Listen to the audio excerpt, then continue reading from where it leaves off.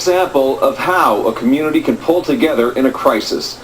About 160 seniors have been forced from their home after this massive fire destroyed much of their apartment building early this morning. One resident suffered minor injuries. Crews were able to safely evacuate the rest with the help of neighbors and volunteers who rushed to the scene. This fire broke out around 3 a.m. at the Lifestyle Options Seniors Complex at 106th Street and 40th Avenue. Scott Roberts has been following this story all day. He joins us live from the news center with the latest. Scott? Well, Joel, it was quite the scene on the south side this morning. Seniors being wheeled from this building, others carried to safety by rescue crews, and complete strangers who came to their aid. Our CTV photographer even had to drop his camera to help, and tonight many of the residents are thankful. It was a devastating scene, fire ripping through this seniors complex, sending flames pouring into the air, and many elderly pouring onto the streets. The alarm went off, and I immediately came outside, and I could see the building was burning, and it all happened very quickly. One resident suffered minor injuries in the blaze. The rest got out unscathed. Some had to be carried, others wheeled to safety. Many of these seniors reliant on walking devices trapped inside.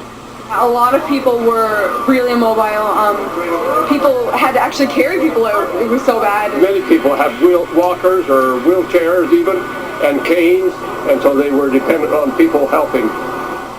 And they helped in droves. Dozens of neighbors and volunteers came to the scene offering blankets, a comforting touch, even a warm place to stay. This chiropractic clinic opened its doors to let victims in from the cold.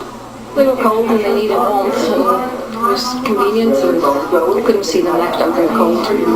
The fire left about 160 seniors without a place to stay. Some are now with family, others being housed in this seniors' home run by the same company.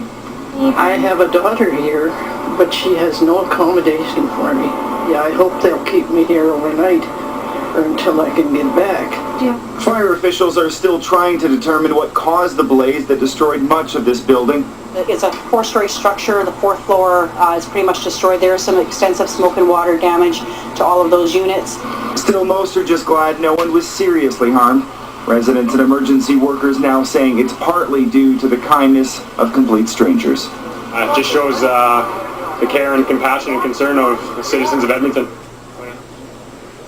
And many of the residents returned to the scene today hoping to gather belongings from inside. For those whose units were gutted, of course, they weren't able to, but firefighters did get a chance to gather some necessary items for other residents whose homes didn't suffer as much damage. Cool. Scott, is there any word on how long these seniors could be without a home? Well, it's hard to say. Inspectors will be taking a look at the damage to see if this building can be salvaged, but many of the units suffered severe smoke and water damage. Carrington Properties, the operator of the complex, says it will try and accommodate everyone in its other apartment buildings around the city. All right, quite a story. Absolutely. Thank you, Scott. You're welcome.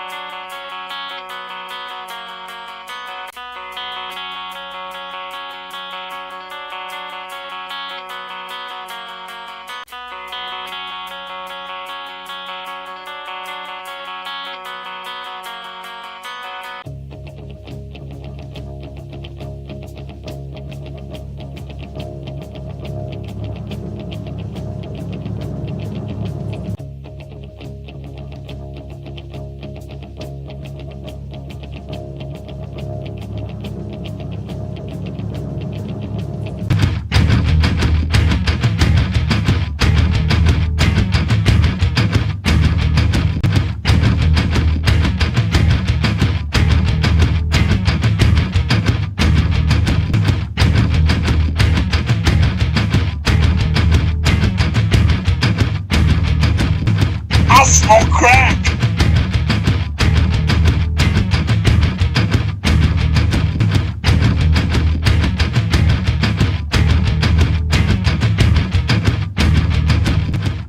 You better slow your roll before it takes its toll. I'll grind you up and serve you in a doggy bowl.